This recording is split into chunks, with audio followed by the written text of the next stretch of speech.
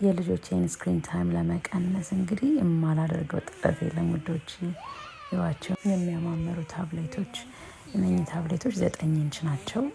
እላው ላይ ሲጽፉበት ከለርፉል ናቸው። እንደምታዩት እዚህ ጋር የተለያየ ከለር ራሱ ያመጣል።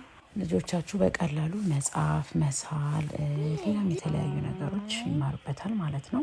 ልጆቻችን ቀኑን ሙሉ ቴሌቪዥን እያዩ ከሚውሉ እንደዚህ እየጻፉ ሌላም ደግሞ የተለያዩ አክቲቪቲዎች እያስደረግን ስክሪን ታይማቸውን መቀነስ መልካም ነው።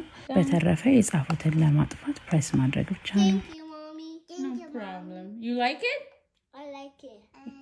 Yeah. Thank you, TikTok. Thank you, TikTok. What did you say? TikTok. What did you say? Thank you, TikTok. TikTok. Thank you, TikTok. I want to talk about it anymore.